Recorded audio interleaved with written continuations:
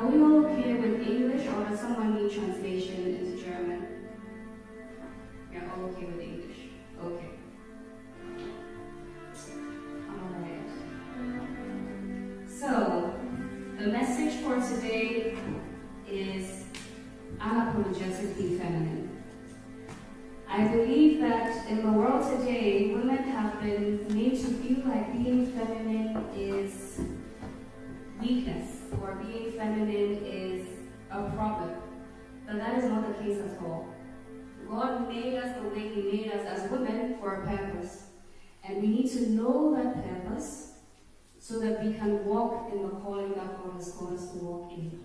And so we are going to look into the Word of God today and see what God has to say about His precious daughters, and see how God has used women all these years throughout the Bible, and He continues to use women today, and He wants you and I to be one of the women that He uses. Amen. So we will start by reading from Genesis chapter 1, verse 27 to 28. Every scripture that I read will be from the English Standard Version, just so you know. And it says, "So God created man in His own image. In the image of God He created him. Male and female He created them. And God blessed them, and God said to them, 'Be fruitful and multiply, and fill the earth and subdue it, and have dominion over the fish of the sea, and over the birds of the heavens, and over every living thing that moves on the earth.'" I want us to read again in Genesis chapter 2, from verse 18 to 25.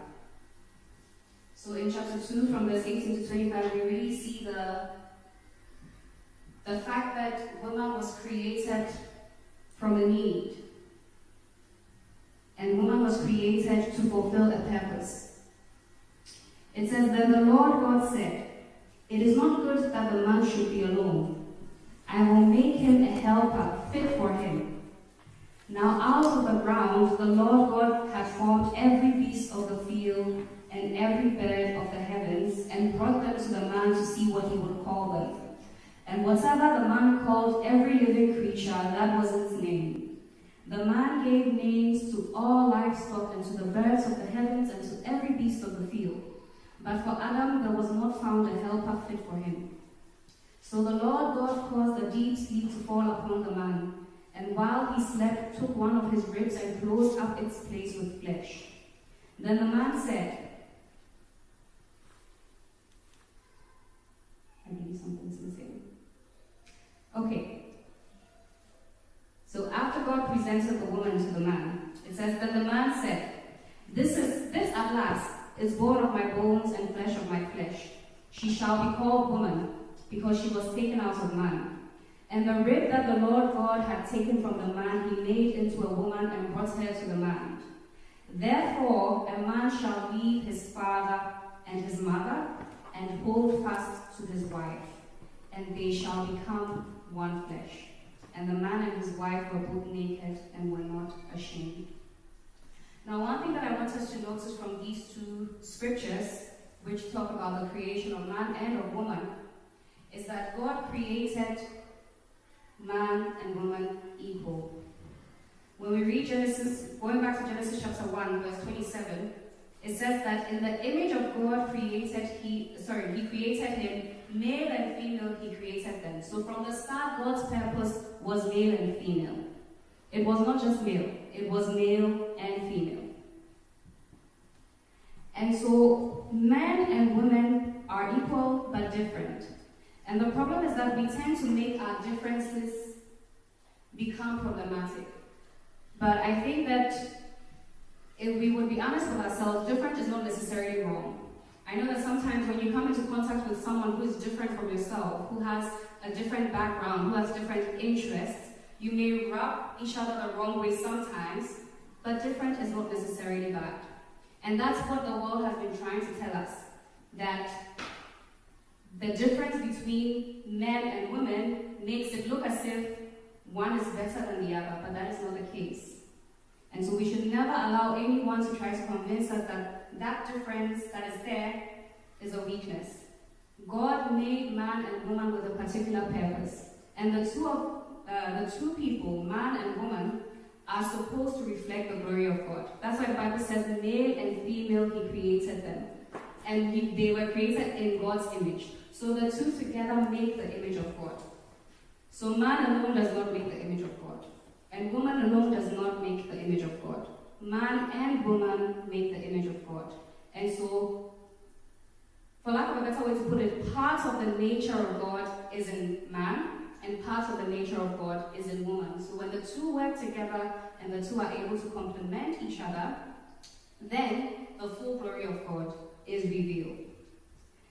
And because of that, the enemy, knowing that everything that God purposes is good, and trying to destroy everything that God has purposed, has also decided to attack this uniqueness of the two genders. He's attacking especially women, I see, trying to get women to believe that somebody thinks you are less than worthy, or the system thinks that you are less than worthy, or men think that you are less than worthy. But that is not the case. God knows who you are, and God knows who He has made you. And so, I feel also like we have made it a bit easy for the enemy, because the lies that the enemy brings towards women, or the lies that the enemy targets towards women, are somewhat easily swallowed in the guise of being progressive.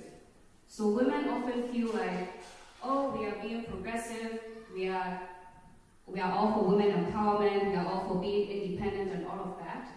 But over time, if you would think critically about what we hear today about feminism and independence as a woman and all of that, you will recognize that a lot of it has actually been twisted into something that it's not supposed to be.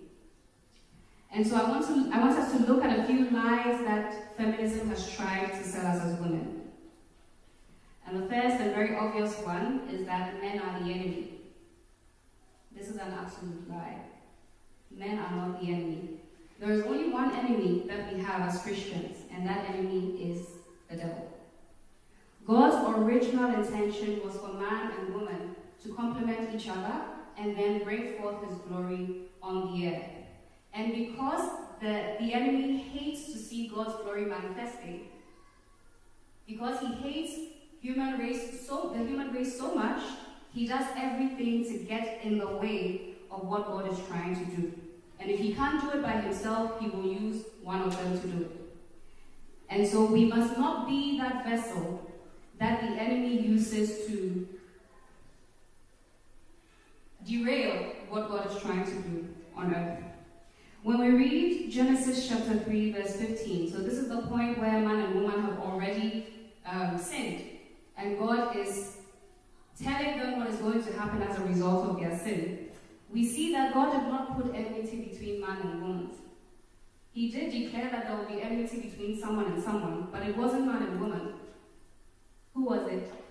I'm not enjoying the fact that everyone is so quiet, so maybe I'll make it a bit more interactive. So who was it? Who did God declare that there would be enmity between? Woman and the snake, exactly. When we read Genesis chapter 3, verse 15, it says that I will put enmity between you and the woman, speaking to the serpent, and between your offspring and her offspring. He shall bruise your head, and you shall bruise his heel. And so, men and women are still on this point. Men and women are not even independent of each other. God made us to complement one another. When we read 1 Corinthians chapter 11, verse 11 to 12, it says that nevertheless in the Lord, woman is not independent of man, nor man of woman. For as woman was made from man, so man is now born of woman, and all things are from God.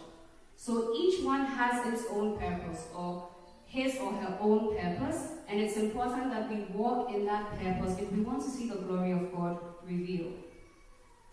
The second lie is what a man can do, a woman can do, and do even better.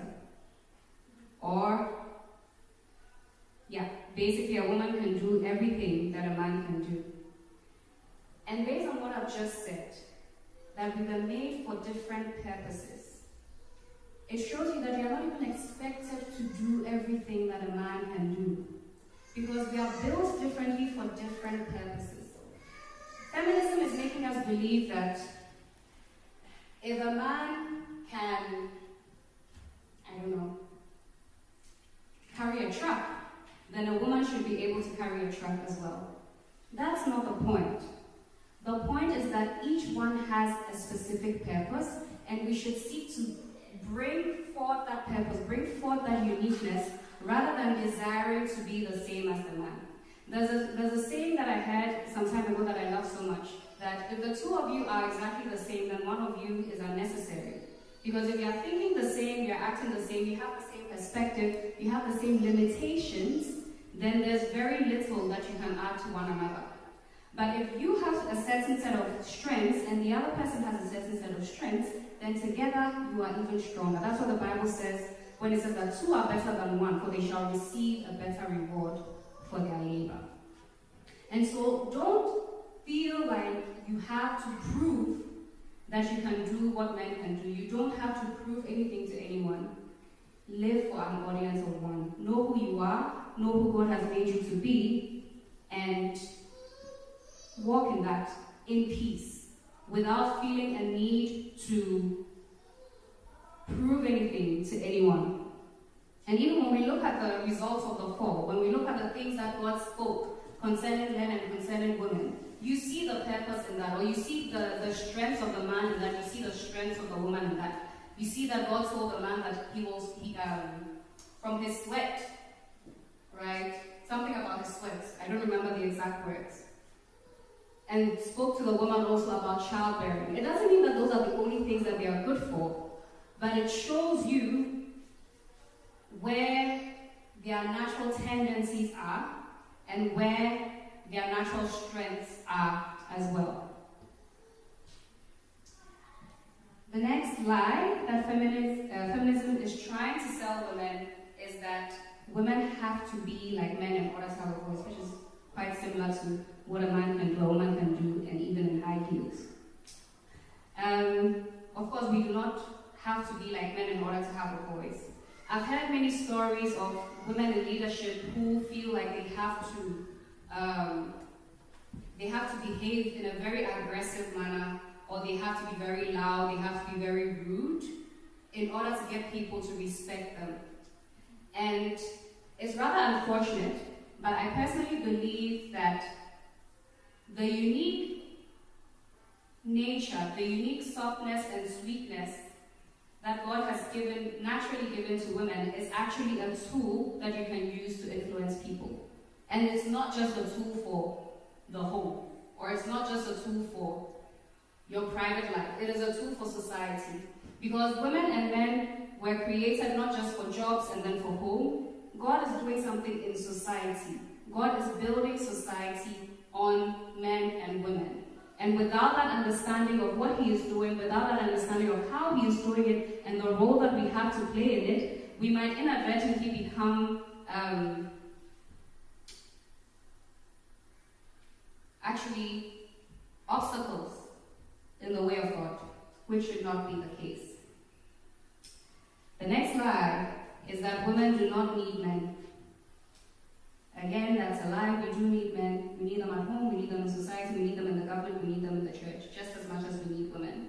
And so this idea that we can do away with a man, and then it's just women all day long, all week long, it's not sustainable, because the purpose that you have, again, is different. And so what the woman has to offer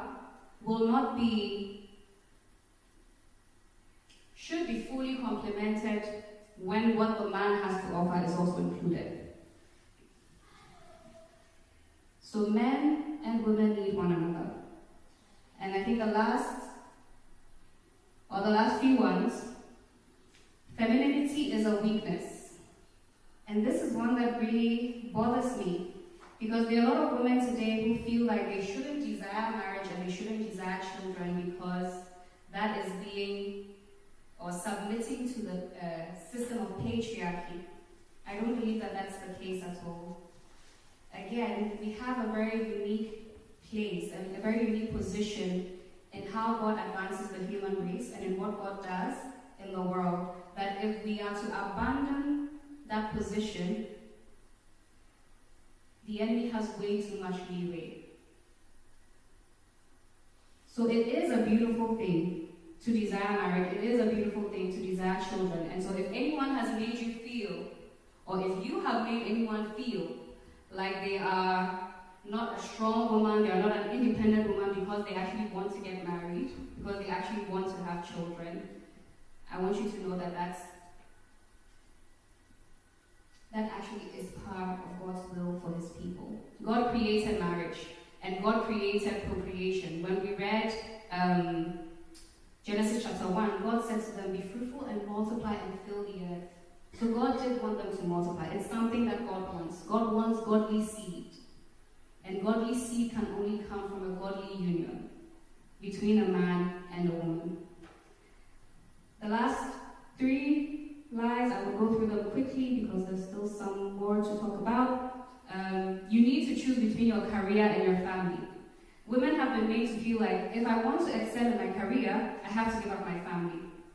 But if I want to succeed in my family, or if I really want to excel in my family life, then I have to give up my career. Personally, I don't believe that's true. I believe that you can have a balance of both. You know, the Bible says that a false balance is an abomination in the eyes of God.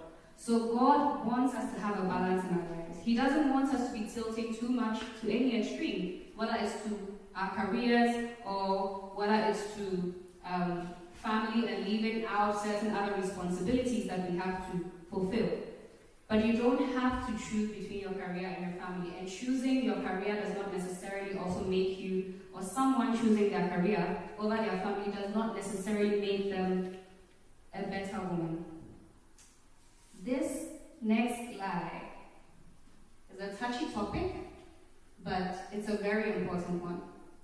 And it's that you don't have to submit to a man. Well, it's partially true. You don't have to submit to any man, but you do have to submit to your husband, because that is what the Word of God says. As Christians, we do not live by the ways of the world. The world says there can be 2 heads in the home. The world says that I don't have to submit to any man. I don't have to. You're not the boss of me, right? But that is not what the Word of God says. The Word of God says the man should love his wife as Christ loved the church, and the woman should ensure that she reveres her husband or she submits to her husband. And I mean, you can understand that because even in businesses, there has to be some form of leadership. If you were working at a job where there was no leader, I think it would be quite a big mess, because there's no direction without a leader. You can't have everyone making decisions at the same time, especially when you have probably different perspectives. There has to be someone bringing those different perspectives together and then leading in what way we should go forward. And so this is a lie. And I'm mentioning this because I realize that even women in the church have begun to believe this. That, oh, that was patriarchy and it doesn't hold anymore. It still holds because the Word of God never changes. The Word of God never changes.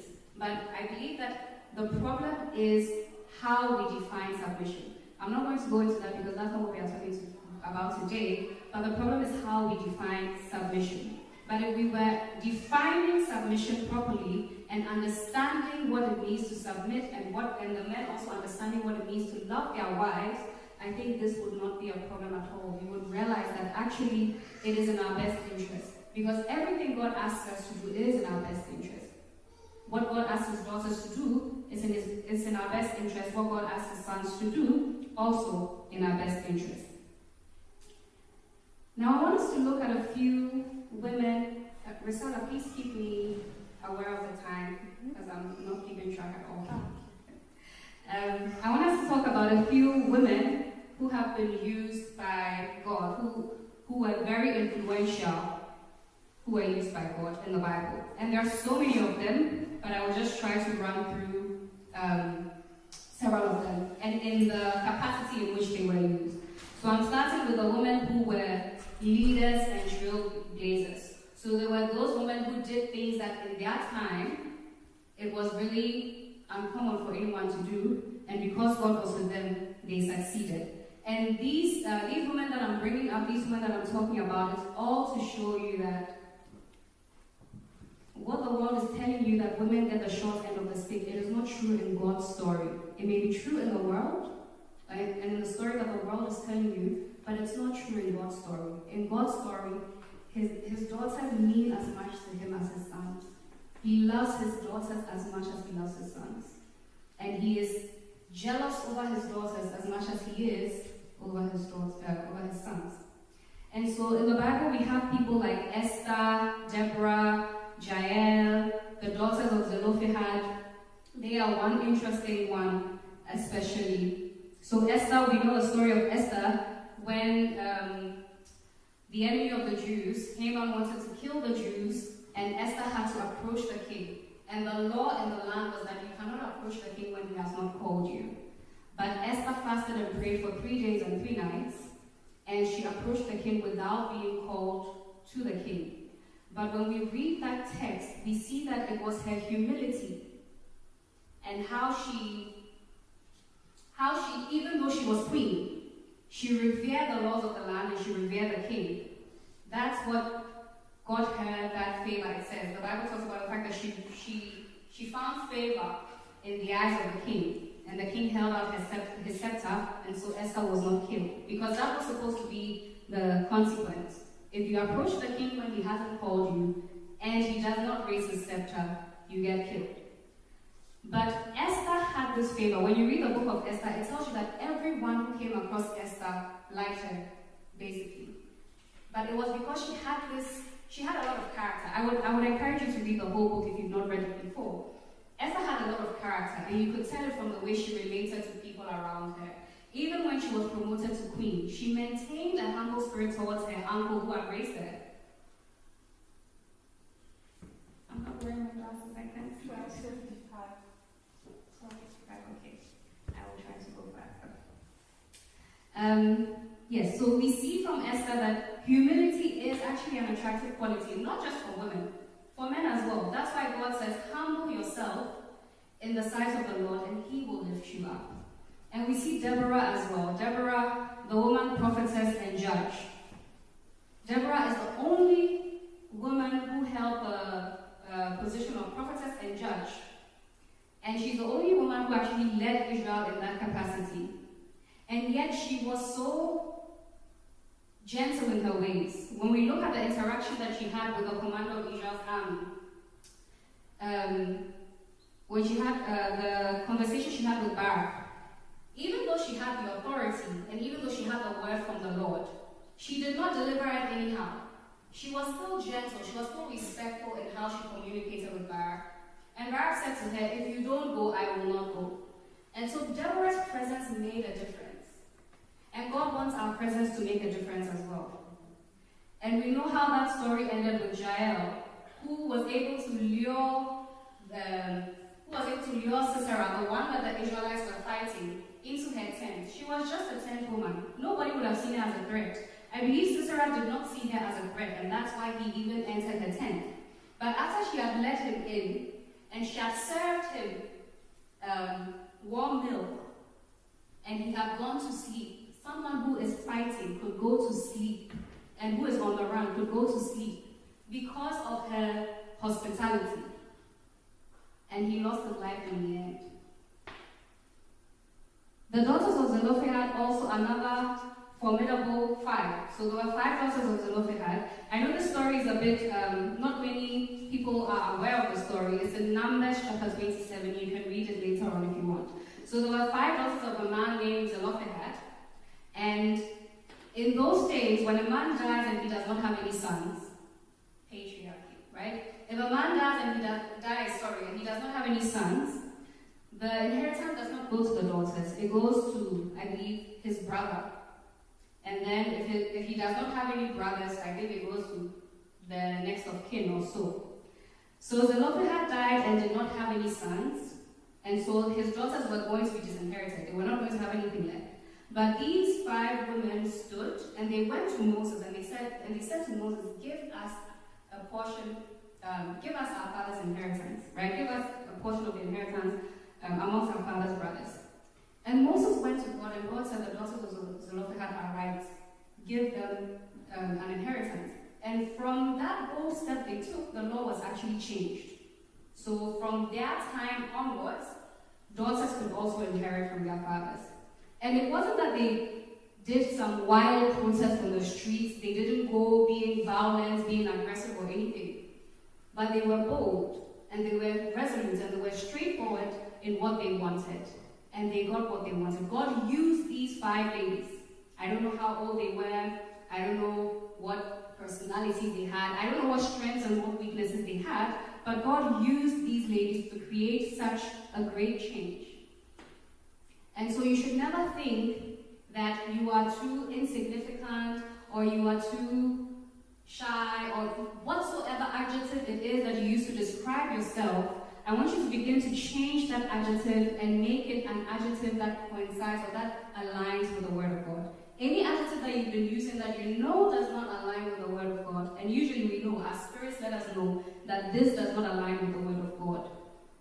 Please kick that adjective out and begin to look into the Word to find the words that God uses to describe His daughters. So there were also women who God used as helpers. The Shunammite woman, for example, the widow of Zarephath, that God used to, through their hospitality, God used them to minister to His servants, and God also blessed them mightily. Right? Their compassion is what brought them to that place of being influential. And so that compassion that you have in you, that people sometimes say, oh, you're too emotional, or you're too sensitive. You're not too sensitive. You're not too emotional. God gave you that compassion for a reason. God gave you that nurturing ability for a reason. So don't throw it out simply because someone doesn't see the use in it. God sees the use in it, and God will use it for His glory.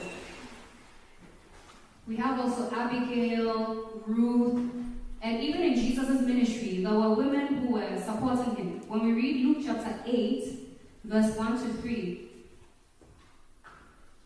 it talks about the fact that there were also some women, Mary called Magdalene, from whom 7 demons had gone out, Joanna, the wife of Chuza, Herod's household manager, and Susanna, and many others who provided for them out of their means.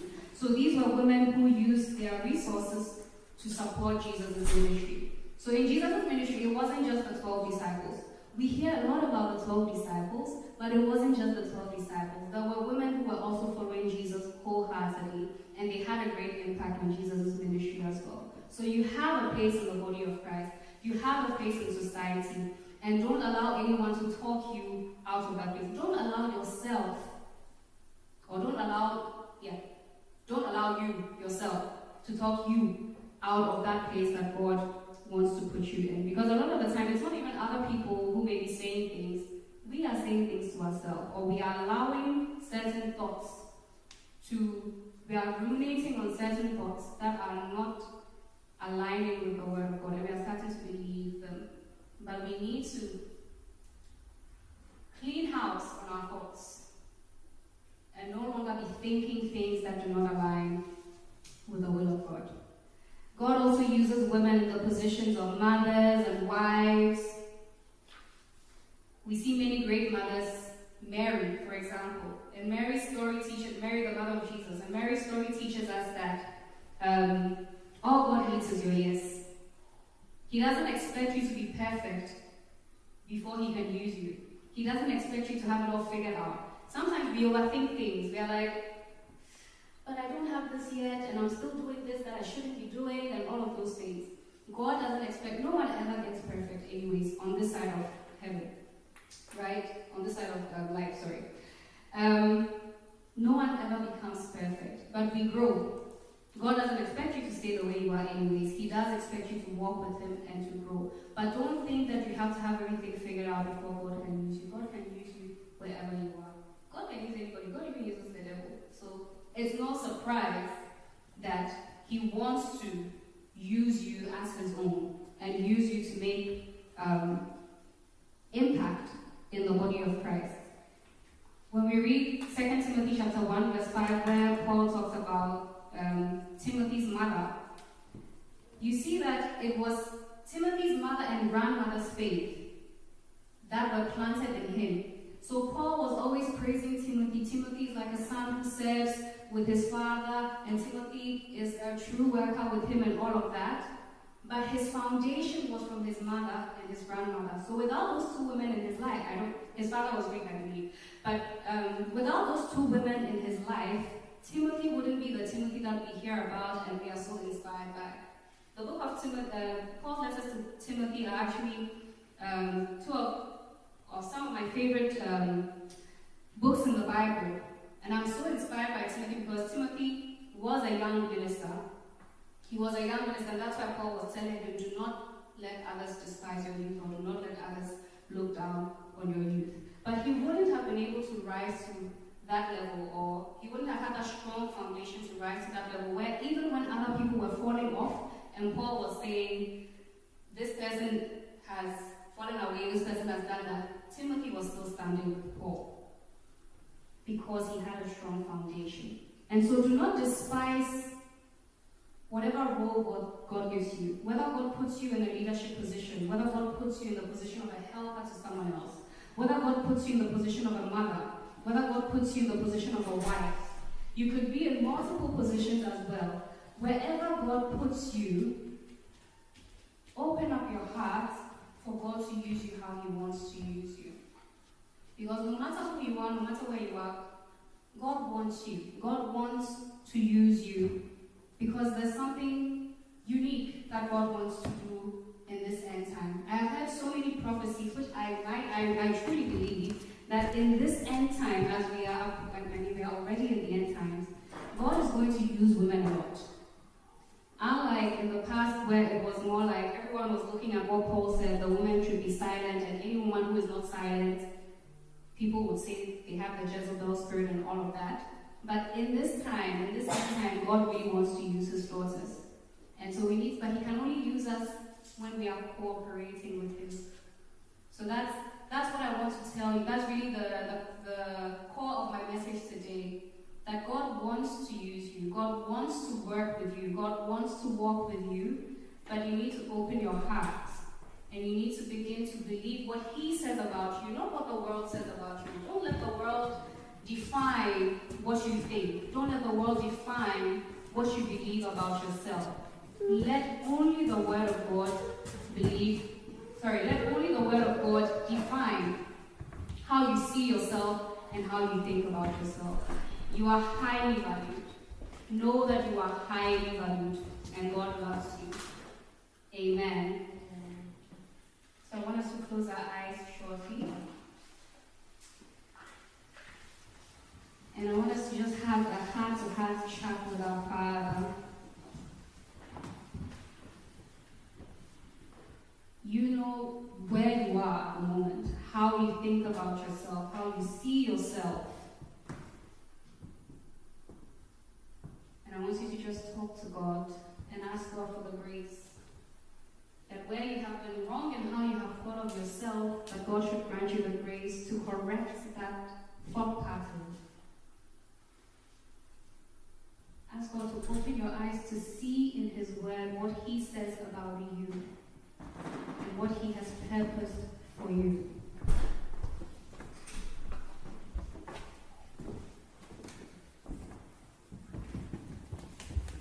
And if you're ready, I want you to tell God that, God, I am ready for you to lead me. I'm ready for you to use me. I'm ready for you to take me where you will.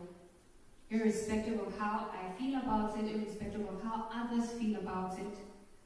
Take away any fear, take away any discouragement, take away anything that will hold me back. And help me to align myself with your will and with your purpose for me.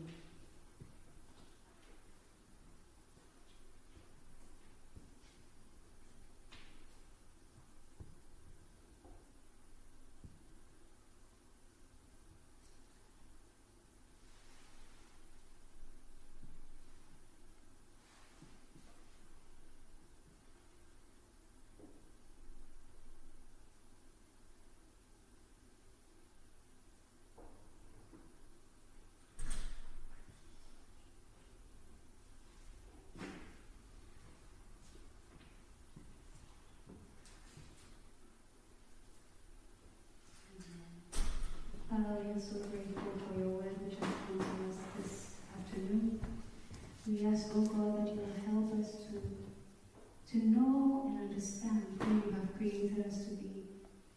Lord, we reject every lie that the world has tried to tell us. We reject every lie that the enemy has tried to tell us that does not align with your will and align with your word. We choose to believe only what you say, Lord. As your word says, let God be true and every man a lie. Even ourselves, if what we think and what we say does not align with your will. And Lord, we open up our hearts to you and we ask you to just take over. Help us, Lord, to know, to understand, to recognize who you have created us to be. Help us to recognize the treasure that you have deposited in us, that treasure will not go to waste. That we will take our place in the body of Christ as your daughters and fulfill the callings to which you have called us. We give you all the glory and all the honor, and we bless your holy name. In Jesus' name, amen.